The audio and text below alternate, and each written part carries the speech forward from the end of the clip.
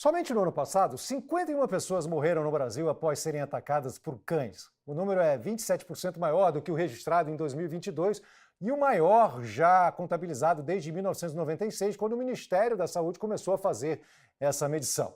O estado de São Paulo lidera o ranking de óbitos por ataques de cães. Somente em 2023 foram 19 mortes, um aumento de 137,5% em relação ao ano anterior. Porém, não há um levantamento nacional de casos de ataques de cães que não resultam em morte de seres humanos. Nessa semana, 2 ataques de pitbulls ocorridos em Feira de Santana, na Bahia, chamaram a atenção dos internautas. No primeiro caso, o cachorro atacou crianças e pré-adolescentes numa festa de aniversário e o porteiro do condomínio ficou com vários ferimentos pelo corpo. E num outro condomínio, também na Bahia, um pitbull invadiu a casa do fotógrafo Eliabe Alves e atacou seu cão da raça Spitz, que foi socorrido, mas não sobreviveu aos ferimentos. A repórter Paola Sec conversou mais cedo com o tutor do cachorro. Vamos assistir. A data era 8 de julho, né? Uma segunda-feira, e a gente acordou pela manhã. Como de rotina, né? A gente sempre abria a porta da casa da frente. A gente colocava uma grade de proteção para que Flash não saísse, não corresse atrás de alguma criança, porque, querendo ou não, é um cachorro de porte pequeno, mas às vezes pode passar alguma criança que ele não reconhece e corra no intuito de brincar, né? Não de morder, mas a gente entendia isso. Então a gente colocava essa grade como um intuito de proteção mesmo, tanto para ele, tanto para as pessoas que passavam na rua. E aí, na segunda-feira, a gente acordou, abriu a porta. Eu saí de casa para acompanhar uma obra que a gente está fazendo e minha esposa foi em casa, que é a Ana Hillary. Quando eu cheguei na obra, cerca de 40 minutos, ela me ligou desesperada, dizendo que um cachorro tinha entrado lá na nossa casa e tinha pego o nosso cachorro e levou o cachorro. Na hora eu não entendi porque ela estava chorando, gritando, fazendo todas essas... passando por todo esse trauma. Ela tem trauma de cachorro, né? Então Flash era meio que uma cura para ela, sabe? Tipo, era uma coisa tipo, que ela estava tratando através dele. Então, quando aconteceu isso, ela ficou muito, muito traumatizada, e ficou em estado de choque. E aí eu voltei para casa correndo. Quando eu cheguei lá, eu já encontrei Flash na calçada do condomínio, todo molinho, tipo, sem reação, sem nada. Chamei ele, ele não levantou, não fez nada. Eu coloquei dentro do carro ligeiro e levei para emergência, né? E aí, chegando na emergência, ele foi internado. A gente primeiro levou para uma clínica. Na clínica não tinha suporte de UTI, de intubação, né? E aí eu levei para um outro hospital veterinário. E aí nesse hospital ele ficou entubado. Depois ele já retomou, mas os médicos constataram, né, que ele teve um traumatismo craniano. Então um lado dele ficou paralisado, o outro lado ficou normal. Só que, tipo assim, na hora que eu deixei ele, ele não ficava em pé. Quando a gente tirou ele da clínica e levou para o hospital, ele já ficava em pé novamente. Aí, tipo, ele ficava aí nesse vai e volta, sabe? Nessa luta dele pela vida. É óbvio que o dono não vai abandonar esse cachorro porque ele também tem amor, né? E a gente, em momento algum, culpa o cachorro por isso, né? A culpa que tem é para cima dos donos, né? Dos tutores. Porque o tutor é que é responsável por cuidar dele, por levar para dar banho, para passear. Então, a gente nunca colocou a culpa no cachorro. É tanto que no dia que eu fui conversar com a dona do cachorro, ela não queria me atender porque ela achou que, tipo assim, ia chegar para brigar com ela. Eu falei, não, eu vim aqui de forma pacífica, né? Para tentar solucionar e resolver o que é que o cachorro vai passar a partir disso. Né? E não, aconteceu, já foi, passou. Agora é resolver a situação, né? Embora não haja uma legislação nacional sobre o tema, muitos estados brasileiros já prevêem que animais do porte de pitbulls façam uso obrigatório de coleira, de focinheira e de enforcador nos espaços públicos. Mas o que diz a legislação em casos como esse do Eliabe? A gente conversa agora com o presidente da Comissão de Defesa dos Direitos Animais da OAB no Rio de Janeiro, Reinaldo Veloso. Olá, Reinaldo. Muito obrigado pela sua participação aqui. Boa tarde, uma satisfação muito grande estar com vocês. Muito obrigado. Quais são os direitos e deveres dos tutores de animais como pitbulls, segundo a legislação vigente no Brasil atualmente? Olha, a legislação é muito clara no que se refere às pessoas saírem com os animais com focinheiras, né, com as coleiras, principalmente nas áreas públicas. Mas ninguém vem obedecendo essa legislação. Preferem botar muitas vezes a culpa no animal, coitado, que não tem nada com isso.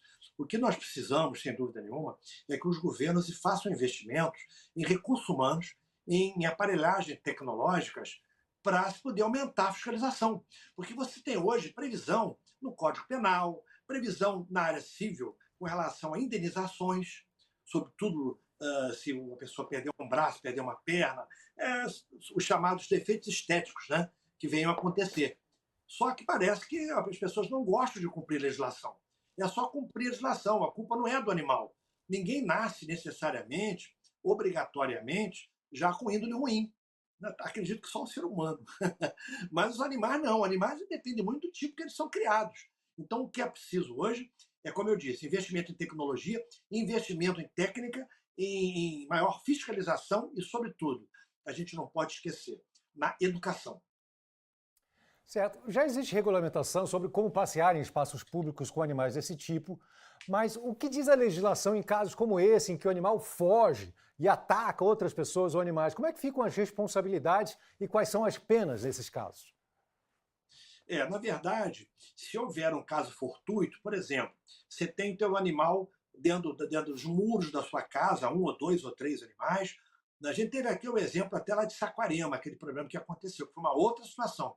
Mas se você tem os animais na tua casa, um muro alto, eles estão devidamente presos lá. Por exemplo, e o muro desaba, bate um ônibus lá nele, né? Uma batida, o ônibus desaba, ou um temporal, o muro desaba, e os animais saem e atacam as pessoas, você não tem aí maiores responsabilidades. É, né? Um caso fortuito. Mas a legislação ela se baseia muito no dever de vigiar.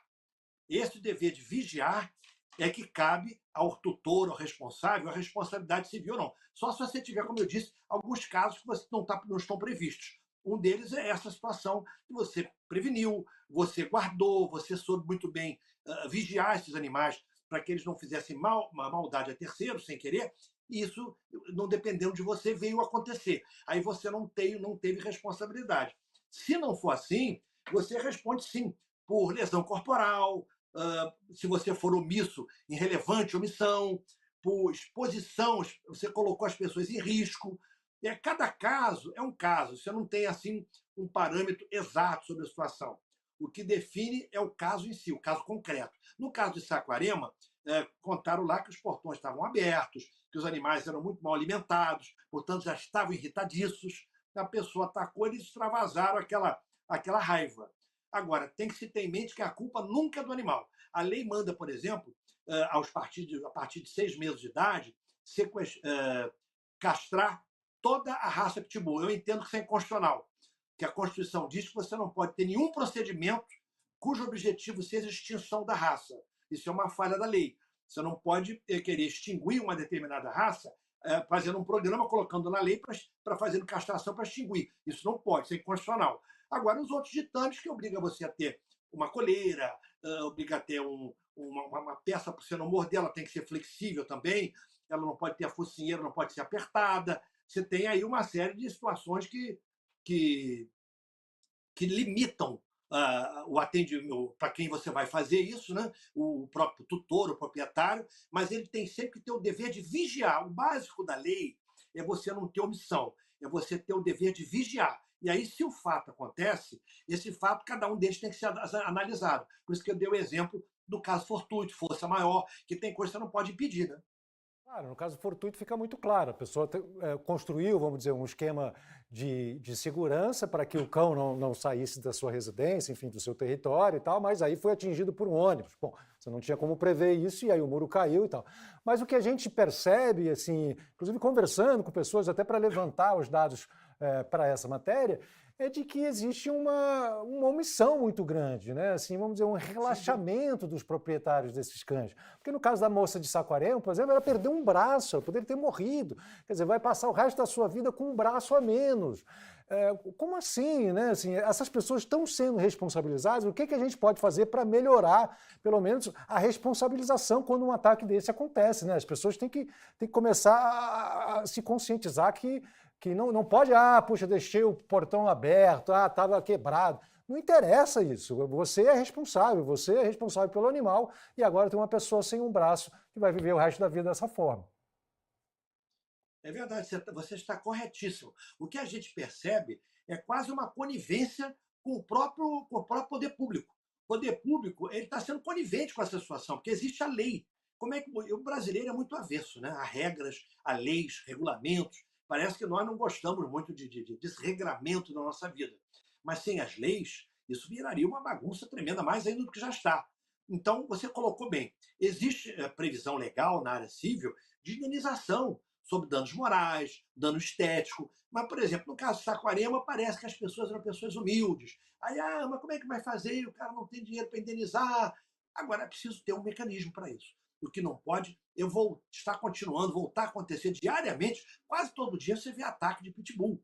E pode apostar, 99% a culpa é da pessoa que deveria ser o responsável e ela está pecando exatamente como você muito bem colocou, por omissão. Não é raro você sair em parque público e você ver o tutor do animal, o responsável pelo animal, ele deixar o animal sem coleira, sem nada, porque é muito querido, é mansinho, mas ele tem que entender que tem uma lei, ele tem que cumprir a lei, mesmo que ele ame o animal dele, tem o animal dele como um filho, que agora a gente já pode falar tranquilamente na família multiespécie, né, que comporta também os animais não humanos, mas você tem que saber que tem uma legislação, você tem que saber que tem o outro. Não pode praticar, repito, como você muito bem colocou, a omissão. Existe previsão legal na área civil para indenização e existe também a previsão, e muitas previsões, na área do direito penal, que a pessoa tem que responder por isso. Muito obrigado, Reinaldo. Muito obrigado pela sua participação. Esclareceu nossas dúvidas e a gente espera que a legislação possa ser cumprida e que haja uma maior conscientização da população com relação a isso. Muito obrigado pela sua participação. Eu agradeço muito a gentileza de vocês. Imagina, querido. Muito obrigado.